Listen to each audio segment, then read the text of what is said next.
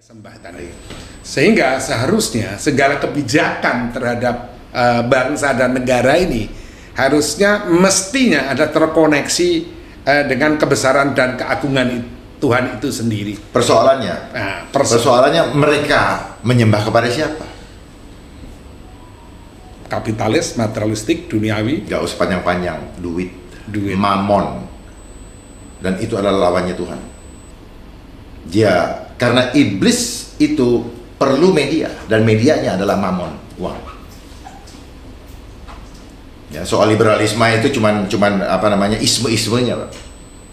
Ya, tapi ujungnya materialistis.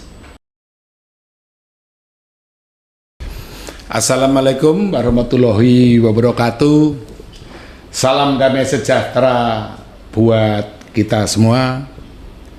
Salam negarawan. Hari ini adalah podcast pertama Forum Negarawan 18 Juli 2023. Podcast Forum Negarawan akan mengupas permasalahan, mencari latar belakang dan penyebab permasalahan dari sisi positif dan sisi negatif, beserta kelebihan serta kekurangannya.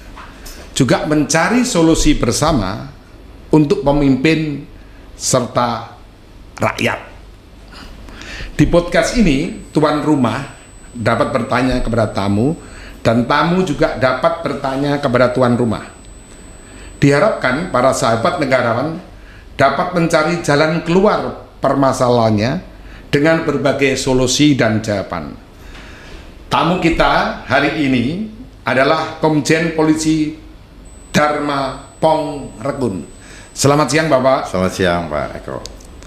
Akpol Angkatan 1988 ya Bapak ya? Iya Pak Eko. Sosok yang tegas, pemberani, dan memiliki ikrar kepada Republik yang kita cintai bersama-sama ini. Padahal beliau masih belum pensiun. Pernah menjabat sebagai Wakil Kepala Badan Cyber dan Sandi Negara, lahir di Palu ya, tahun 1966. Hari ini akan membahas mengenai Undang-Undang Kesehatan yang sekarang sudah diketok palu persetujuan oleh DPR RI, tetapi belum ditandatangani oleh Bapak Presiden. Komjen Dharma akan mengutarakan pendapatnya mengenai Undang-Undang Kesehatan yang akan ditandatangani Presiden supaya ada kehati-hatian tentang beberapa pasal yang mesti dicermati secara khusus, begitu ya. Termasuk jika nanti akan dibuat aturan turunan berupa peraturan pemerintah dan peraturan Pelaksana menteri atau peraturan pelaksanaannya. Nah, silakan Jenderal untuk kemudian kita bersama-sama membahas ini dengan hati kita. Silakan. Baik, terima kasih Pak Eko. Selamat siang para pemirsa. Jadi kenapa saya begitu concern dengan Undang-Undang Kesehatan Omnibus Law Indonesia tahun 2023 ini, yang baru beberapa hari yang lalu disahkan di DPR. Karena undang-undang ini dalam kacamata saya, Undang-Undang Kejahatan Kemanusiaan. Undang-Undang Kejahatan Kemanusiaan yang dibungkus seolah-olah ngurusin kesehatan, tapi sebenarnya ingin mematikan seluruh hak hidup manusia. Makanya dia gunakan kesehatan, karena kesehatan berhubungan dengan tubuh manusia. Dari nomenklaturnya saja kita bisa melihat bahwa Undang-Undang Kesehatan Omnibus Law bukanlah bahasa Indonesia, tapi Omnibus Law berasal dari bahasa Latin, omnis, yang artinya semua atau banyak. Bus artinya apa? Semuanya itu diangkut sama bus. Jadi boleh saya katakan undang-undang ini adalah undang-undang vacuum cleaner atau game over, atau istilah kata dalam main catur adalah skakmat. Jadi ini undang-undang pamungkas yang paling jahat daripada yang pernah ada. Lebih jahat dari ITE. Ya. Kenapa saya katakan jahat? Karena tubuh manusia itu akan dikuasai oleh negara, dan tidak hanya tubuhnya, tetapi jiwa yang ada di dalam manusia itu sendiri itu akan dilemahkan, bahkan dihancurkan. Jadi undang-undang ini adalah undang-undang hukum rimba, undang-undang yang mengkudeta kemahakuasaan Tuhan yang berdaulat di dalam diri manusia. Undang-undang ini bukan lagi untuk mengambil kedaulatan wilayah negara, tetapi undang-undang ini lebih jauh dalam lagi menguasai manusia yang hidup di negara itu. Dan undang-undang ini adalah undang-undang yang akan mengakhiri seluruh hak hidup dari manusia. Sudah tidak ada lagi hak asasi sama sekali. Ini mengenai undang-undang ini, di mana undang-undang ini yang diinisiasi pada tahun 2022 bulan Mei, dan kemudian dimunculkan kembali bulan Februari 2023. Maaf, tadi 2022, Mei 2022, terus diinisiasi muncul lagi 2020 Februari 2023, dan tiba-tiba di bulan Juli kemarin. Ya. Dari waktu yang begitu singkat dan tidak disosialisasikan dan dimintai pendapat oleh semua stakeholder, termasuk kita, diputuskan. Artinya ada sesuatu dalam undang-undang ini. Ada skenario besar yang ada di balik hidden agendanya, agenda tersembunyi, dan itu tidak disadari atau tidak dipahami, termasuk oleh pembuat undang-undangnya itu sendiri. Saya berani pastikan itu tidak disadari oleh pemerintahan kita sendiri. Pembuat undang-undang, saya bicara pembuat undang-undang dulu karena disahkan oleh DPR. Ya. Karena saya yakin dan percaya dari nomenklaturnya ini bukanlah hasil buah karya pemikiran bangsa Indonesia sesuai dengan kebutuhan Indonesia yang Pancasila. Kenapa demikian? Undang-undang ini adalah endorse. Kalau endorse berarti di situ ada nilai ekonomisnya. Di endorse artinya apa? Dimaklumatkan untuk dilakukan, diratifikasi di bangsa ini. Dasarnya adalah dari WHO Pandemic Treaty, di mana Indonesia sendiri sudah menyerahkan kedaulatan kesehatan bangsa di negaranya kepada WHO. Dokumennya ada, sudah ditandatangani. Jadi suka tidak suka, dipaksakan harus terbentuk tanpa lagi meminta persetujuan rakyat. Yang menandatangani siapa dokumen WHO tadinya? Yang menandatangani Menteri Kesehatan, Menteri Luar Negeri. Menteri Luar Negeri atas nama bangsa Indonesia.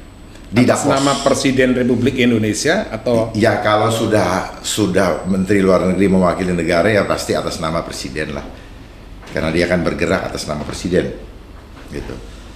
Jadi ini adalah undang-undang endgame, game over, vacuum cleaner, itu Pak. Nah, undang-undang ini terdiri dari 479 pasal, di mana di pasal yang pertama mengenai ketentuan umum, di situ dituliskan bahwa kesehatan adalah keadaan setiap orang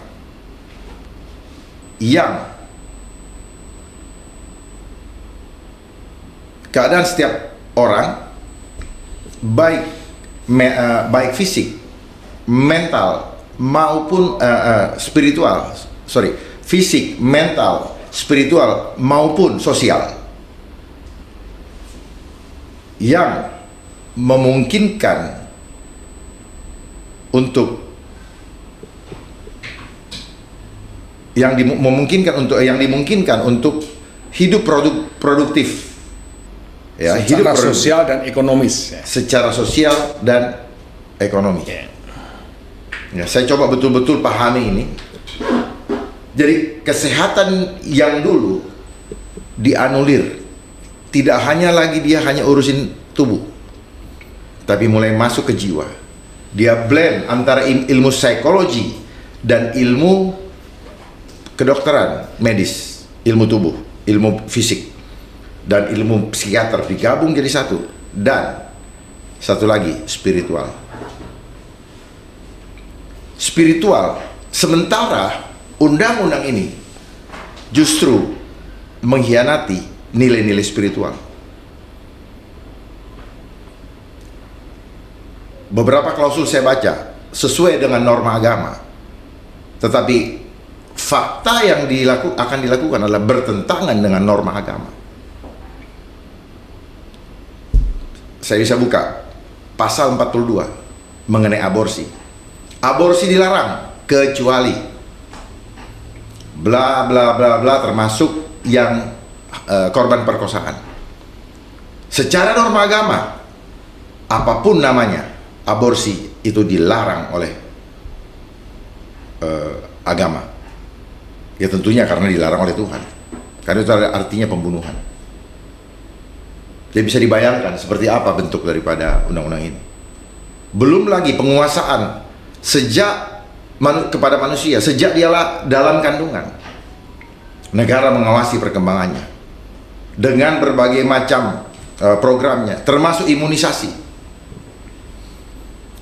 dengan beberapa paket, sampai dengan masuk liang kubur, lanjut usia sampai liang kubur. Bisa dibayangkan apa yang akan terjadi terhadap generasi itu. Memang bahasanya yang muluk-muluk tadi untuk memastikan kecerdasan generasi bangsa, tetapi yang terjadi cerdas macam apa? Tidak akan lagi cerdas secara spiritual, karena imunisasi itu berefek kepada kehancuran, kerusakan sel dia sebagai sel atau DNA dari Allah yang fitrah, membuat mereka menjadi autis, membuat mereka menjadi kena meningitis, polio, autoimun, dan sebagainya, yang menghasilkan karakter-karakter yang tidak spiritualistis lagi. Jadi ini undang-undang adalah untuk mengkudeta kemahakuasaan Tuhan. Kita diajak untuk berpikir selalu bahwa kehidupan ini matematika, bisa dihitung dan harus dipastikan. Makanya mereka standarkan. Tidak ada itu nilai spiritual di situ. Gitu Pak Eko. Jadi ada kekhawatiran tadi bahwa ketika manusia atau masyarakat kita diimunisasi, ada mungkin sesuatu hal yang kemudian mesti harus waspadai, ya kan? Kepentingan di balik itu semua, maksudnya begitu. Enggak, kita pahami dulu apa latar belakang undang-undang ini. Undang-undang ini terjadi sebagai tujuan akhir, bukan tujuan akhir sebenarnya, sebagai sasaran antara kenapa adanya COVID. Jadi COVID ini adalah percepatan untuk adanya undang-undang ini, undang-undang penguasaan terhadap tubuh manusia. Saya orang hukum, saya sangat mengerti itu, ya, bahwa selama ini konsep kejahatan adalah ketika saya melanggar hak daripada orang lain. Contoh, saya mukul, saya bisa dipidanakan. Tetapi undang-undang ini sudah tidak lagi berbicara itu. Saya tidak mau mengikuti konsep yang disodorkan oleh WHO, maka saya adalah pelaku kejahatan dan serta-merta saya bisa diapain saja, ya. Bapak bisa bayangkan undang ini. Jadi bukan masalah kita perlu hati-hati, ada kecurigaan. Enggak. Saya boleh bertaruh, ujungnya apa? Ya, karena apa yang dilakukan oleh mereka-mereka yang mensahkan ini, dia nggak baca semuanya.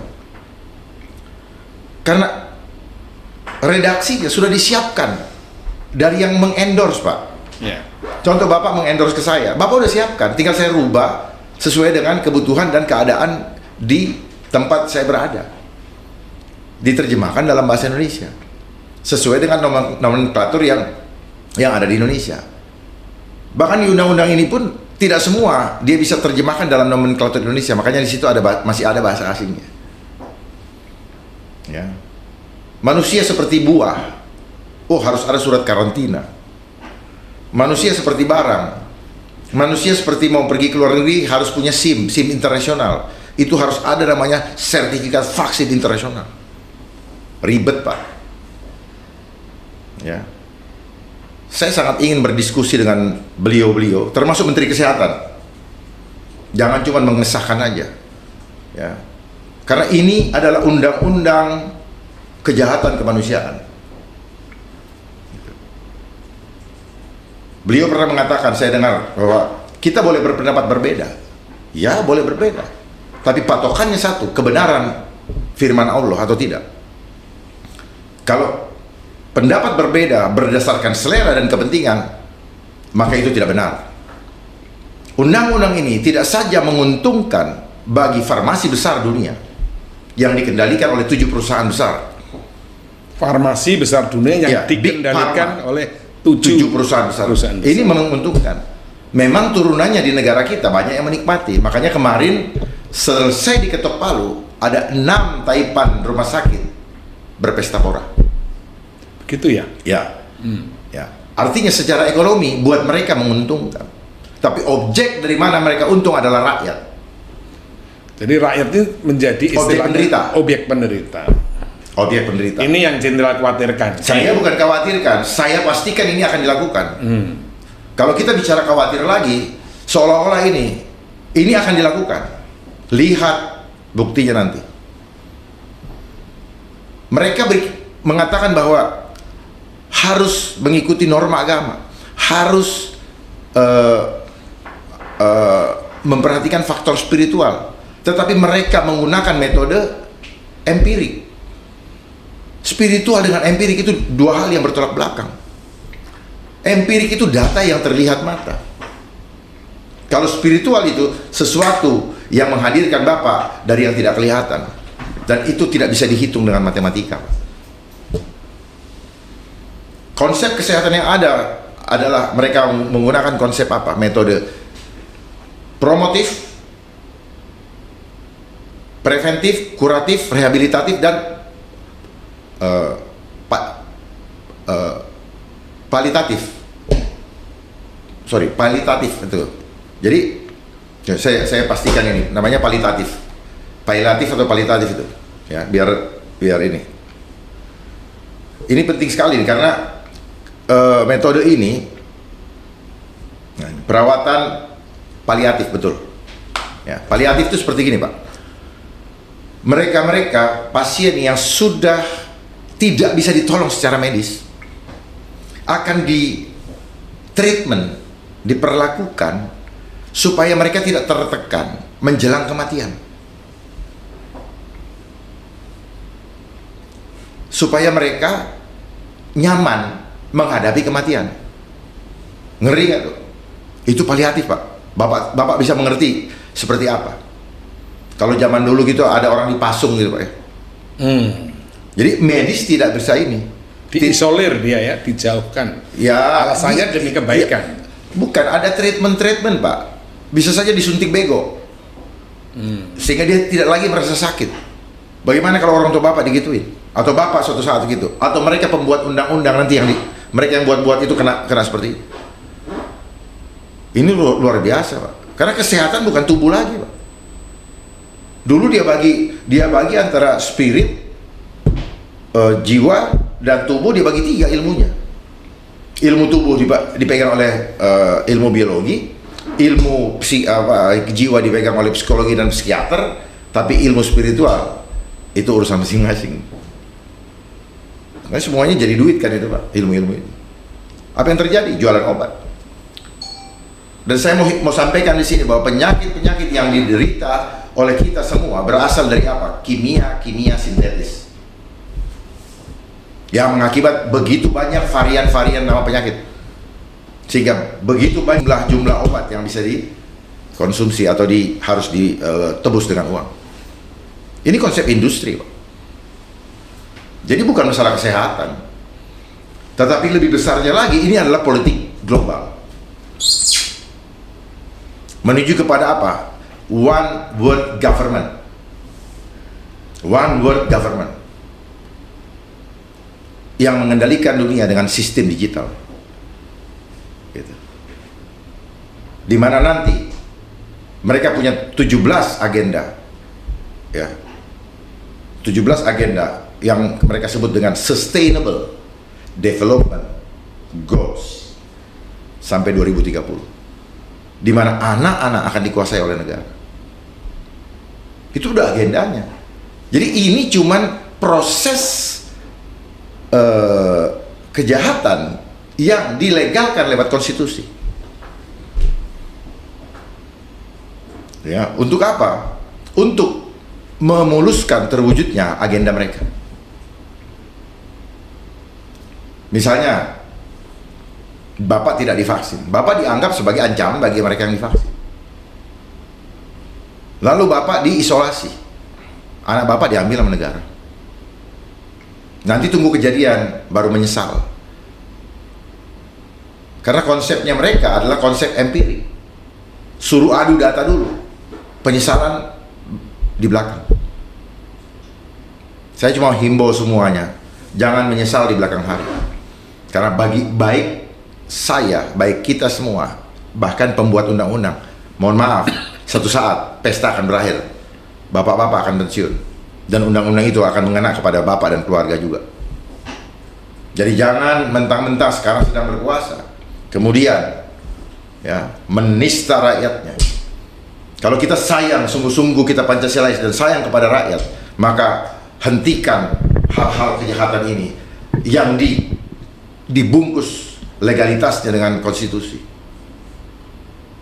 Bukan berarti berproses lewat legislasi kemudian itu menjadi kebenaran. Bagaimana kalau hatinya tidak dikuasai oleh ketulusan untuk menegakkan kebenaran? Maka yang terjadi adalah undang-undang ini adalah monster. Karena pembuat monster. Makanya dibilang kelompok filantropi, seolah-olah penyayang manusia, yaitu Rockefeller dan banyak filantropi Indonesia, seolah-olah dermawan karena dia punya foundation yang menggelapkan pajak, menghindari pajak. Tidak masuk kategori menggelapkan pajak karena sudah ada aturannya, kan nirlaba. Lalu nanti dia jadi dermawan, dipuja-puja orang, padahal ada udang di balik batu. Makanya lihat rumah sakit rata-rata dimiliki oleh yayasan. Kalau saya sendiri mencermati undang-undang kesehatan ini kan ada sisi-sisi yang memang pastinya positif gitu, ada yang baik gitu. Tetapi memang kalau saya mendengarkan apa yang kemudian diutarakan oleh jenderal ini, bahwa jenderal berusaha untuk kemudian memberikan istilahnya peringatan kepada istilahnya pemegang kebijakan supaya kemudian sangat hati-hati, bukan lebih hati-hati, sangat hati-hati oleh banyaknya kepentingan global yang memang mau menguasai bangsa Indonesia itu atau negara Indonesia lewat kemudian berbagai upaya-upaya mereka. Kira-kira beberapa pasal yang kemudian ada yang mesti harus ditermati yang mana saja kira-kira? Semuanya. Jangan Bapak bilang ada sisi baik ya Bapak. Kalau Bapak mengatakan ada sisi baik ya tolong tunjukkan kepada saya. Sisi baiknya mana? Karena saya udah bilang narasinya muluk-muluk. Tapi Bapak harus pahami udang di balik batunya. Dan undang-undang ini justru Dia ingin memastikan bahwa tubuh manusia terhubung dengan teknologi digital. Undang-undang ini ingin memastikan bahwa tubuh manusia terkoneksi dengan digital. Makanya kenapa dia akan mulai dari perkotaan. Maka kenapa mereka sudah sibuk-sibuk memasang tower-tower 5G. Karena undang-undang ini akan terhubung dengan sosial kredit. Makanya 5G itu nanti akan memantau semua dengan masing-masing kita mempunyai sosial kredit. Jadi ini nanti akan dihubungkan dengan digital ya, digitalisasi. Pasti. Makanya di sini ada teknologi. Makanya yang perlu diwaspadai kan di situ sebenarnya. Semuanya, Pak. Kok bikin undang-undang kok disuruh asing sih? Nggak bisa mikir sendiri. Kita punya kekhasan sendiri, kita punya cara pengobatan yang benar kok. Saya tahu bahwa tahun 1907 itu ilmu kedokteran itu diintervensi, Pak. Ilmu kedokteran pengobatan natural yang terlaksana 2000 tahun sebelumnya diintervensi oleh Rockefeller dengan menggunakan kawan-kawannya ilmuwan seperti Andrew Carriage dan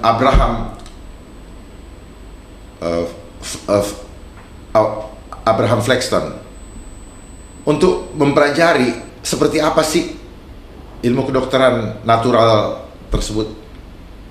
Natural remedy namanya. Untuk apa?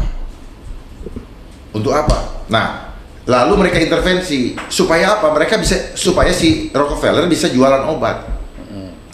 Dari mana obat itu diekstrak? Yaitu dari minyak. Dari minyak yang kita kenal dengan petrokimia. Gitu. Di mana di petrokimia itu unsur yang disebut dengan backlight, ya, yang merupakan bahan plastik yang katanya bisa dicerna oleh tubuh, dirubahlah semua sehingga dokter-dokter sebelum itu harus mengikuti ulang pendidikan itu. Ya, saya khawatir dokter-dokter yang ada sekarang pun tidak tahu sejarahnya. Karena hanya menerima kurikulum yang dihafalin, di luar kurikulum bingung. Ya karena nggak ada spiritual. Sementara di undang-undang ini bicara spiritual. Pertanyaan saya, spiritual yang mana? Spiritual dari sana atau dari mana? Bahkan pengobatan tradisional pun diurusin sama mereka. Tidak ada alternatif. Gizi pun diatur sama mereka. Makanya di program Sustainable Development Goals itu ada 17 program. Yang selalu saya ingat adalah pengentasan kemiskinan. Narasinya mau mengentaskan kemiskinan, tapi sebenarnya udang di balik batunya justru mau memiskinkan. Kita bisa rasakan betapa jomplangnya gap antara si kaya dan si miskin sekarang. Level menengah sudah hilang. Kalau nggak ikut sana, ya bawah. Termasuk saya adalah masuk sudah ke bawah. Jadi walaupun ditulis di sini ya bahwa nanti akan memajukan pengobatan tradisional, terus herbal dan lain sebagainya, itu nanti yang akan terjadi Standarisasi. karena ada standar nggak mungkin masuk. Nggak mungkin masuk, Pak. Karena medis sendiri punya standar. Standar apa? Standar untuk menguasai, Pak. Standar ini kan bahasa lain daripada, nggak boleh lain daripada itu. Pokoknya. Cuma kan bahasanya kan manis-manis, Pak. Gitu aja, oh standar. Seolah-olah standar tinggi, standar itu. Ya, perubahan apa? Perubahan kemana? Ke atas, ke bawah. Revolusi mental lebih baik atau lebih buruk? Ini kan cuma permainan air kata-kata. Kenapa kita sering bermain dengan air kata-kata? Karena selama kita sekolah diajar hanya untuk mengolah kata-kata. Sehingga apa yang terjadi sekarang, kita hidup seperti jualan obat. Menyampaikan apa yang kita paham, tapi kita tidak paham bagaimana mengerjakannya. Itulah yang saya sebut dengan spiritual materialism. Rasa-rasanya spiritual tapi senangnya sama material. Oke, jadi tahu bicara tujuan tapi tidak tahu cara untuk mencapai tujuan. Ya karena ngomong tok. Omong bicara. Dia ngomong tok, teori tok, Pak. Ya, ya. Gitu. Ayo Bapak gali saya. Terus saja dulu, terus. Paling tidak Bapak explore dari apa yang saya sampaikan tadi, supaya saya kupas lebih dalam. Kenapa saya katakan bahwa ini akan terhubung dengan teknologi? Memang disebutkan harus terhubung dengan teknologi informasi dan komunikasi. Itulah digital. Nah, apa yang akan dicek? Apakah tubuh manusia itu sudah ada reseptor sebagai penerima gelombang, sehingga bisa dikontrol. Kemanapun dia pergi, bukan cuma tubuh, Pak. Bukan cuma mentalnya diganggu, tapi spiritualnya juga dihancurkan. Karena orang yang tubuhnya dilemahkan, jiwanya pasti tunduk, Pak. Ini adalah undang-undang di mana kita yang sedang merontokkan, yang akan merontokkan iman. Pilih Tuhan, pilih dunia. Tapi saya ingatkan, yang pilih dunia, kalian juga akan dihancurkan. Saya akan tetap memilih Tuhan daripada memilih dunia. Gak ada yang perlu ditakutkan. Mati cuma sekali, Pak. Kita ini takut cuma urusan perut, Pak. Takut nggak keren, takut nggak gaya, takut nggak apalah. Dan ketakutan itulah cara iblis untuk menundukkan kita di dalam kehidupan kita, sehingga kita lupa kalau ada Tuhan yang lebih besar dari apapun juga yang ada di dunia ini. Tapi sayangnya itu hanya menjadi aksesoris dalam pengetahuan, tidak dipraktekkan, tidak dihidupi dalam kehidupannya. Ya. Makanya kenapa banyak para pejabat menggunakan spiritual alternatif. Dia udah hidup dari spiritual dari sana kok. Nafasnya dikasih dari Allah kok, malah cari yang lain. Dan merasa ini dosa, Pak. Kecuali kalau kata dosa ya, atau dosa kumangke, ya silakan. Jadi di podcast Forum Negarawan ini pastinya kita berusaha untuk memahami, menangkap, mengerti tujuan baik kemuliaan dari Jenderal Dharma Pangeran ini. Dan itu menurut saya penting sekali, karena tidak setiap orang pasti berani membicarakan hal ini begitu. Kenapa tidak berani? Kenyataannya begitu. Ya kenapa? Kenapa mereka tidak berani? Ya.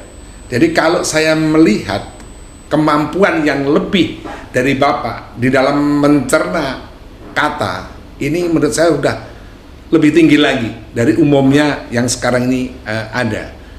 Bahkan kewaspadaan di situ itu sudah sangat komprehensif gitu.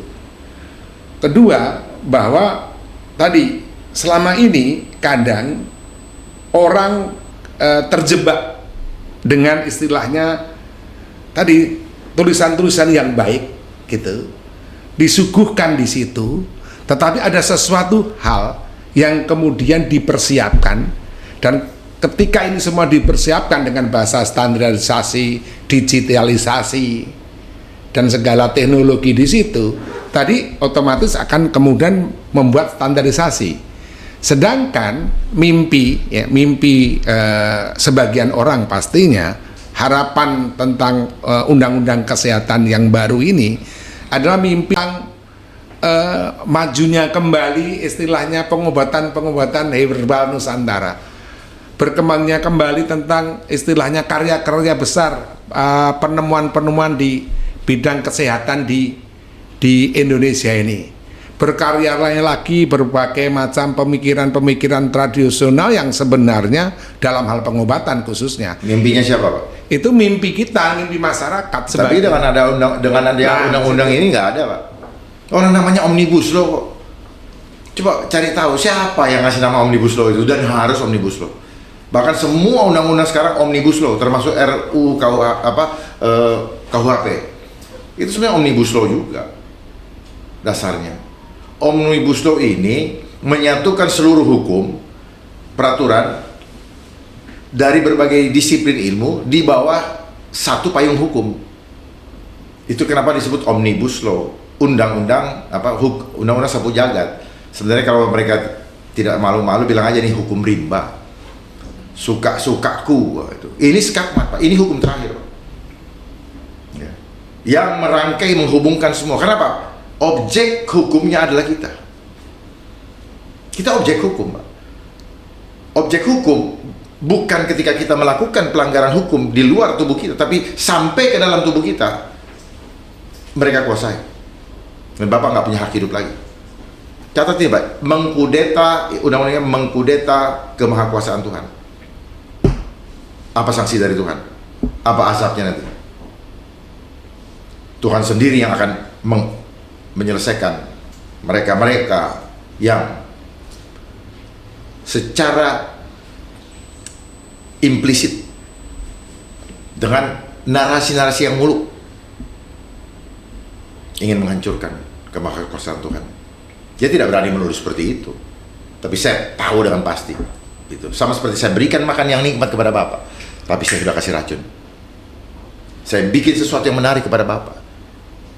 Jadi selain menguntungkan mereka yang berbisnis di bidang itu, tapi lebih besar lagi skenarionya, menghancurkan iman manusia kepada Tuhan. Bahwa tidak ada Tuhan, negara yang atur kehidupanmu. Laknatlah kita, Pak. Jadi kalau Bapak hanya diam saja, Bapak termasuk membiarkan kejahatan ini terjadi. Ada yang menjadi kekhawatiran di dalam istilah kemajuan berbagai hal, ya kan? Termasuk ilmu pengetahuan, teknologi, terus kemudian kesehatan dan lain sebagainya. Apalagi ketika kita bicara akhir zaman. Sewaktu bicara akhir zaman, sebagian orang memahami adalah akhir daripada kebesaran dan keagungan manusia. Timbul kesombongan dan lupa diri manusia di seluruh dunia. Dalam konteks ini, yang kadang selalu dikhawatirkan adalah ketika mereka yang menguasai ilmu pengetahuan dan teknologi dipakai juga untuk kemudian menguasai dunia ini. Salah satu hal yang kemudian dikhawatirkan, dan ini kata Jenderal sudah berjalan itu, adalah bukan nanti manusia membuat robot, tapi manusia dijadikan robot dengan kontrol itu semua. Dan kekhawatirannya nanti yang kemudian menjadi Tuhan itu bukan yang selama ini Tuhan yang kita yakini dan kita kenal, kita pahami, tetapi adalah pemilik tadi teknologi dan ilmu pengetahuan.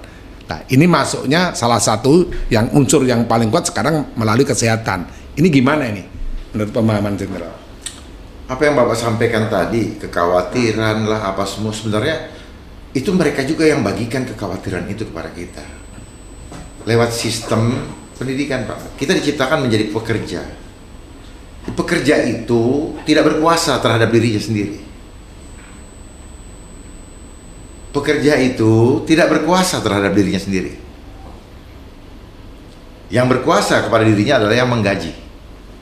Itu diciptakan sejak tahun 1902 dalam konsep edukasi, sistem edukasi dunia. Edukasi itu pendidikan. Sebenarnya pendidikan yang saya harapkan bukan pendidikan di sekolah. Pendidikan perlu. Pendidikan apa? Kehidupan. Bukan pendidikan ilmu pengetahuan. Karena ilmu pengetahuan ini racun ternyata. Tak ada satupun yang bermanfaat. Yang ada bikin kita serakah, yang ada bikin kita sombong. Maksud saya secara spiritual menjadi tidak bermanfaat. Dapat gelar jadi sombong. Ditakut-takutin begini, takut juga. Makanya kenapa tadi Bapak bilang, kenapa tidak itu? Karena mereka punya pola pikir, sudah diseragamkan. Itu. Makanya kenapa di sekolah dipakai ini baju seragam. Dia punya intelektual diseragamkan. Kurikulumnya sama kok. Ya Pak ya, sebentar. Itu. Nah, sehingga belief sistemnya itu dibolak-balik. Tuhan menciptakan kita itu segambar dengan Dia. Kekuatannya diberikan kepada kita. Untuk apa, Pak? Untuk bisa menguasai bumi ini. Tetapi apa yang terjadi? Kalau kita mengetahui rahasia kebenaran Tuhan, bahwa kita diciptakan untuk menguasai bumi ini, maka si Dajjal dan kelompok dan antek-anteknya itu takut, Pak. Itu yang mereka tidak mau, kita melek kebenaran itu. Karena kalau kita tahu, kita terlalu kuat, Pak. Nah, dia berusaha melakukan tipu daya lewat sistem supaya kita tidak paham betapa luar biasanya kekuatan yang Tuhan berikan, yang dia rencanakan sejak semula sebelum Bapak ada di dalam kandungan Ibu. Sudah direncanakan seperti itu, Pak. Dia rubah belief sistemnya. Dengan cara apa? Menjadikan kita worker, pekerja. Karena pekerja, dia tidak berkuasa terhadap dirinya sendiri. Nah, sekarang dengan undang-undang ini, kita, Bapak, tidak berkuasa terhadap tubuh Bapak sendiri. Paham nggak, Pak? Ya. Jadi saya mencoba mencerna ya bahwa kuasa Tuhan sudah diberi pada manusia sebagai ciptaan yang segambar dan serupa dan segambar. Ya. Dan dengan segala kuasa Tuhan itu sebenarnya manusia itu bisa menata, memanage, kemudian memiliki segala kelebihan kemampuan Tuhan itu tadi. Begitu. Sepanjang dia terkoneksi dengan Tuhan yang dia sembah tadi. Sehingga seharusnya segala kebijakan terhadap bangsa dan negara ini harusnya mestinya ada terkoneksi dengan kebesaran dan keagungan Tuhan itu sendiri. Persoalannya mereka menyembah kepada siapa? Kapitalis, materialistik, duniawi. Gak usah panjang-panjang, duit, mamon. Dan itu adalah lawannya Tuhan. Karena iblis itu perlu media, dan medianya adalah mamon, uang. Ya, soal liberalisme itu cuman isme-ismenya, Pak. Ya, tapi ujungnya materialistis. Spiritual dengan materialistis dua hal yang beda. Nah, kita ya banyak orang yang merasa mengenal Tuhan seolah-olah spiritual tapi lebih suka sama material. Nggak iso, Pak. Nah, di situ Pak harus paham. Jadi kenapa ini semua terjadi? Karena semua digiring ke sana. Nah, sekarang dibikinlah syarat-syarat. Nek nggak kayak ngene, lu nggak bisa makan. Nek ini kita sudah terbiasa dengan aktivitas yang senang-senang. Nah, yang senang-senang ini gue batasin sekarang. Lu ikutin syarat gue, baru lu bisa ikut. Nah, syaratnya apa? Hianati Tuhan, ikut saya. Saya jadi ingat nih, apa yang kemudian diperdebatkan saat itu ketika Kiai Haji Abdurrahman Wahid atau Gus Dur masih ada. Ya. Berdebat tentang agama dan negara. Gus Dur berpendapat bahwa tidak mesti atau beliau kurang setuju atau tidak setuju ketika agama ini istilahnya dikuasai oleh negara ataupun agama untuk kemudian memanage yang namanya negara itu. Artinya ada tanggung jawab tersendiri yang harus ditempatkan pada bidang masing-masing begitu. Nah, kalau kemudian ini ditarik dalam undang-undang kesehatan ini tadi, ini hampir mirip sebenarnya ketika kesehatan ya kan dipakai untuk kemudian menguasai tadi negara, ya kan? Sampai kemudian pada suatu permasalahan ke hal yang sangat pribadi. Jadi ada sesuatu upaya untuk bukan hanya negara. Karena ketika negara setuju untuk memanage kesehatan manusia pribadinya itu nanti akan kemudian timbul masalah yang lain yang seperti Gus Dur khawatirkan. Sebenarnya apa yang Presiden Gus Dur sampaikan, beliau berarti paham bahwa sebenarnya nggak usah dikhawatirkan. Mereka sudah rencanain, Pak, dari dulu. Jadi sistem yang kita lewati ini semua berproses menuju ke posisi saat ini. Ganti presiden pun sama, gitu loh. Bapak lihat reformasi 98, apa yang terjadi? Ya, perubahan struktur di kementerian dan lembaga sesuai dengan agendanya mereka. Karena yang biayain, ngasih anggarannya mereka. Jadi sesuaikan itu. Nah, kita kan seneng mabuk dengan anggaran, Pak. Jadi sini tak ikutin aja. Silakan cawe-cawe. Dan terjadi cawe-cawe di situ. Dan hampir semua yang menerima anggaran itu tidak bisa lepas daripada yang disebut dengan korupsi. Kartu mereka sudah dipegang di BPK. Tinggal kapan dibuka. Ya. Kapan si penguasa mau buka, buka. Nah, dia siapkan KPK, dan KPK ini konsepnya mereka juga. Gitu, Pak. Ini semua permainan sistem, Pak. Orang terjebak. Ini yang saya bilang jebakan Batman. Wah, rasanya manis tuh anggaran kan? Begitu PPATK ada, mampus. Mulailah dijebak dengan segala macam. Tax amnesty lah, apalah, keluarkanlah, money laundering lah, bertebaranlah tempat-tempat usaha yang dibuat untuk mencuci uang, bukan atas namanya dan sebagainya. Jadi kita digiring untuk menjadi manusia-manusia berdosa.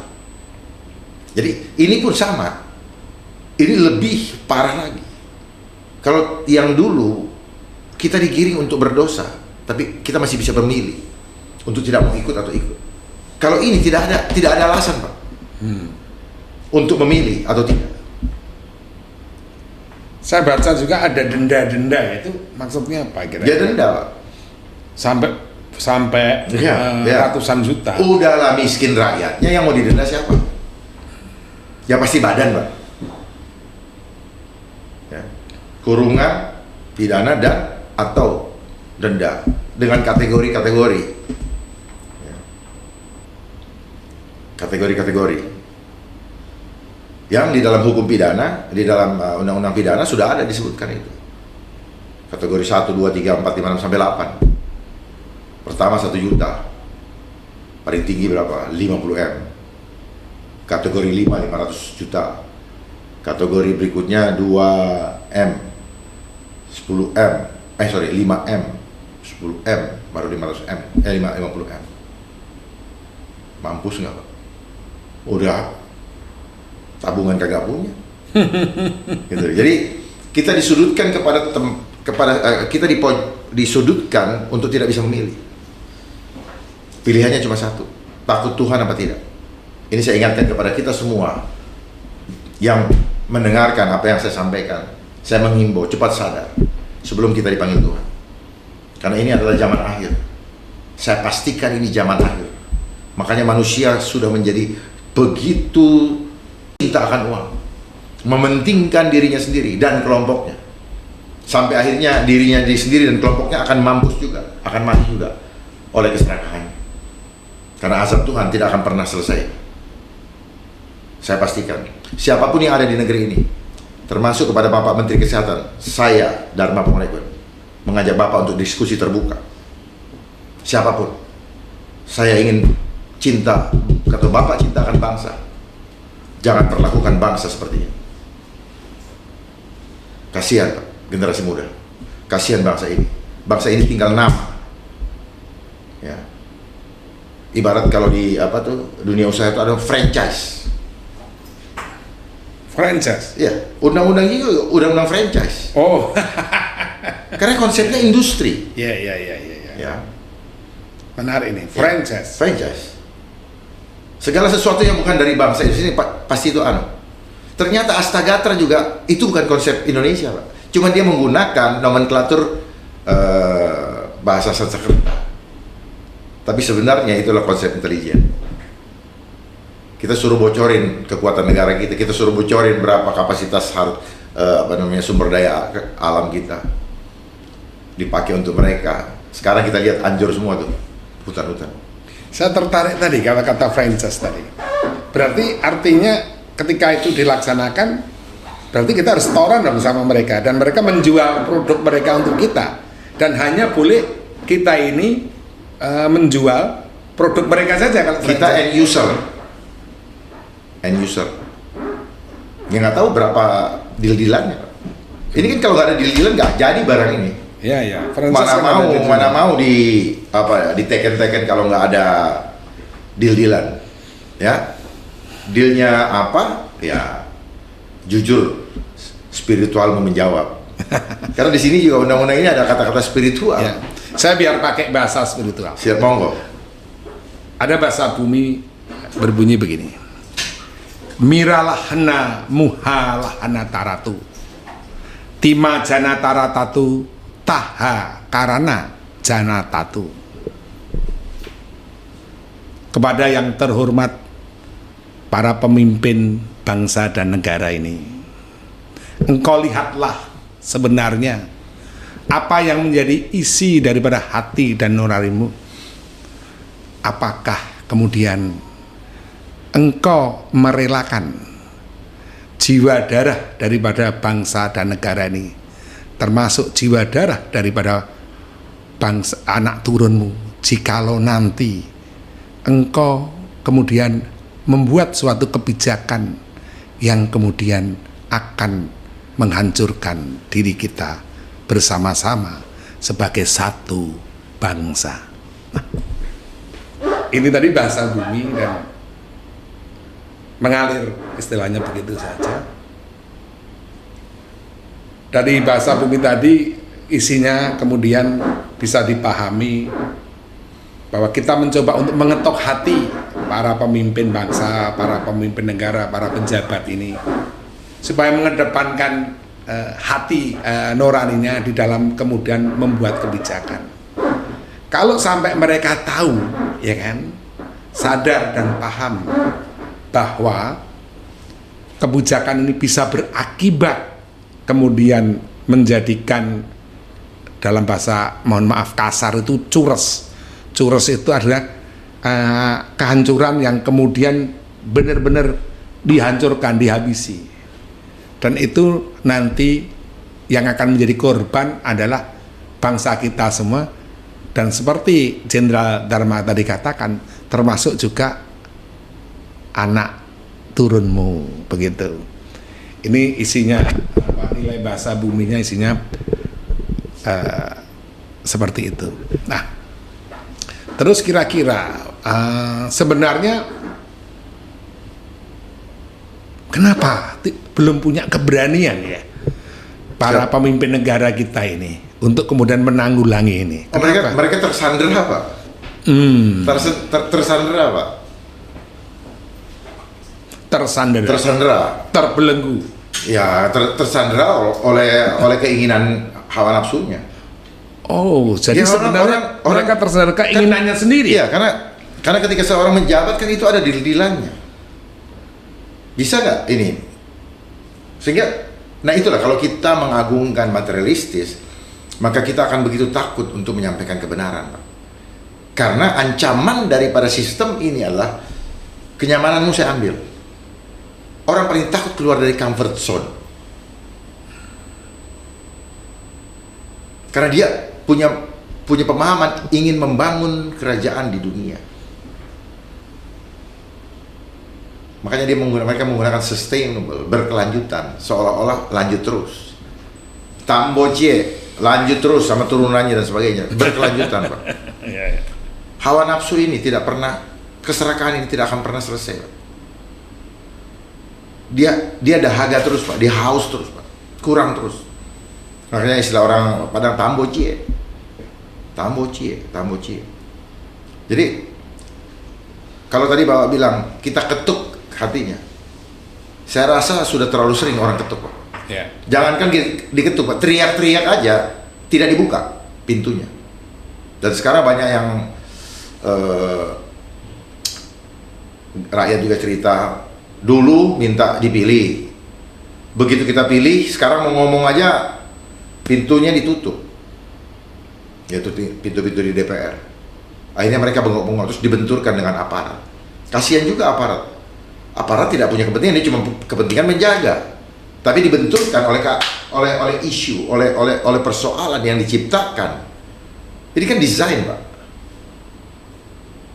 Terus aparatnya diberikan perlengkapan dengan anggaran yang besar untuk menjadi kuat. Rakyat tak berdaya. Di mana kedaulatan rakyat? Jadi siapapun presidennya, kalau tidak cinta rakyat tetap yang mendukungnya sekalipun juga akan ditindas oleh sistem di mana dia pemimpin. Taruhan sama saya, Pak. Jadi ini berat sekali. Melek, ayo bangun. Pahami. Ya. Jangan jadi tikus sampai mati. Apalagi jadi tikus God. Gitu. Ya. Nah, kawan-kawan saya juga yang di kedokteran mulai mengeluh juga. Kemarin di masa COVID kami dibilang pahlawan. Sama seperti dulu waktu saya kecil, guru adalah pahlawan tanpa tanda jasa. Loh, kenapa nggak dikasih tanda jasa aja? Ternyata itu hanyalah Retorika. yang membuai supaya tidak lagi punya kesadaran terhadap apa ya makna seorang guru, terutama materi yang diajarkannya, karena dia tidak tahu, dia hanya dimanfaatkan tenaganya untuk melakukan doktrin terhadap murid-muridnya, yang suatu saat murid-murid ini juga akan jadi guru yang mendoktrin orang-orang, gitu Pak. Nah, dokter-dokter pun mengeluh sekarang. Kemarin dieluk-elukan, sekarang habis manis apa dibuang. Sama seperti startup yang digembar-gemborkan. Mari masuk startup, ayo kita bangun sistem. Setelah sistemnya jadi, tendanglah keluar semua. Seperti itulah kita.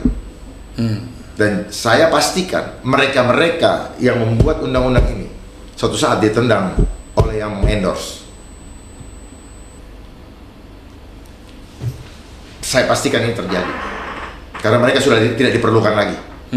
Dan undang-undang ini jadi udah cukup di handle oleh beberapa orang dan main dengan robot dan mesin semua, selesai. Ya. Makanya banyak pengangguran di mana-mana. Akan terjadi banyak persoalan dalam kehidupan kita karena kita tergantung kepada punya uang baru bisa makan. Dan nanti digitalisasi, kita tidak bicara lagi uang, kita hanya bicara digit. Memang dia buat nomenklatur bahwa itu adalah digital money, tapi sebenarnya itu hanya permainan angka di komputer saja. Dan itu akan terhubung dengan tubuh kita dan nilai sosial kredit. Ya. Bagi yang nurut, sosial kreditnya tinggi. Bagi yang tidak nurut, sosial kreditnya rendah. Dan yang tinggi tidak boleh bergaul dengan yang rendah, maka dikurangi juga nilainya. Jadi kita diatur oleh sistem, bukan diatur lagi oleh hati nurani yang digerakkan oleh Tuhan. Nggak ada namanya welas asih, udah hilang. Oke.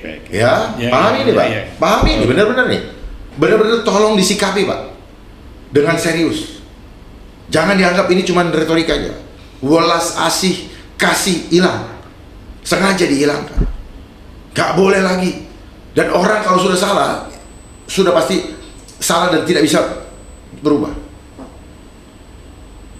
Urusan manusia dengan Tuhan itu bukan matematika, Pak. Dulunya dia pembunuh, begitu dia bertobat ya. Kalau ini nggak ada Pak, selesai. Dia tidak mau ada itu. Jadi hubungan spiritual dengan Tuhan, hubungan iman sama Tuhan. Dan ini makanya saya bilang ini adalah undang-undang kejahatan kemanusiaan yang mengkudeta kemahakuasaan Tuhan. Artinya kita against God, artinya kita berseteru dengan Tuhan dan nggak ada obatnya, Pak. Obat medis, obat apa? Mau 1000 obat medis kalau Tuhan bilang kau mati. Dan itu saya sampaikan bahwa itu adalah racun yang membuat tubuh asid. Asid itu apa? Asam. Dan itulah penyebab kanker selama ini. Justru sejak tahun 1902, sejak di ininya kimia itu oleh Rockefeller, itu dari ekstrak dari minyak, Pak. Ya, itulah muncul nama-nama penyakit baru yang begitu banyak. Bapak inventarisir ada berapa nama penyakit, ada berapa, dan tujuannya apa? Supaya varian obatnya banyak. Leukemia, leukosit yang tercemari oleh kimia, leukemia, lupus, makanya homo homini lupus, ada lupus. Oke. Ya. Ada closing statement? Saya kepada semua rakyat Indonesia, bersiaplah menghadapi kehidupan yang tidak mudah. Karena ini adalah masa akhir zaman. di mana kekuatan iblis lewat antek-anteknya. Kalau di Muslim dikatakan Al-Masih Ad-Dajjal, kalau di Nasrani atau Kristen dikatakan Antichrist. Dia bergerak begitu rupa, terstruktur, sistematis dan masif untuk memastikan bahwa tidak ada seorang pun yang gagal mereka vacuum cleaner, untuk memastikan tidak ada seorang pun yang tidak mereka tertinggal. Mereka akan angkut semua supaya kita semua mengecewakan Tuhan. Dan kita sudah tahu semuanya bahwa bagian kita bukan di surga, di dalam api neraka jahanam. Perkuat iman, karena ini adalah undang-undang endgame, undang-undang game over, undang-undang skakmat. Sekali lagi, undang-undang kejahatan kemanusiaan yang mengintervensi, mengkudeta kemahakuasaan Tuhan yang mempunyai otoritas pada tubuh, jiwa, dan roh kita. Sampai jumpa di lain kesempatan. Saya mau ucapkan Nuswantara, salam FIFA Republik Indonesia. Terima kasih. Itu dari saya, Pak. Terima kasih Bapak dan Ibu semuanya, juga sahabat-sahabat negarawan dan siapapun yang kemudian berkenan untuk melihat tayangan dari nantinya YouTube ini. Yang jelas dalam hal ini saya sangat apresiasi dan kemudian merasa terhormat bisa bersama-sama dengan Jenderal Polisi Dharma Pongrengkun, karena beliau adalah orang yang pemberani, tegas, serta berani mengambil suatu sikap yang kemudian jelas. Dan apa yang beliau utarakan adalah sebagai suatu warning kepada kita semua, khususnya kepada para beliau-beliau yang memegang kebijakan negara. Seperti juga lambang kita, Bhinneka Tunggal Ika Tanhana Dharma Bangrua. Beliau memiliki suatu keinginan untuk menyuarakan yang kemudian terbaik yang dia bisa berikan kepada bangsa dan negara. Dan kami percaya bahwa pemimpin-pemimpin kita masih memiliki jiwa lembah manah hambek paramarta, jiwa yang besar untuk bisa menampung segala pemikiran, segala analisa, segala permasalahan dengan jiwanya yang bersih. Milahanataramu halahanatamu tima rahanata jama rahanatati. Bangsa yang besar ketika memiliki pemimpin-pemimpin yang berjiwa besar, berhati mulia, serta mampu menangkap, menilai bersama dengan perubahan peradaban zaman yang terjadi sekarang ini. Terima kasih. Wassalamualaikum warahmatullahi wabarakatuh. Salam sejahtera bagi kita semua. Jayalah Nusantara, jayalah Indonesia. Terima kasih.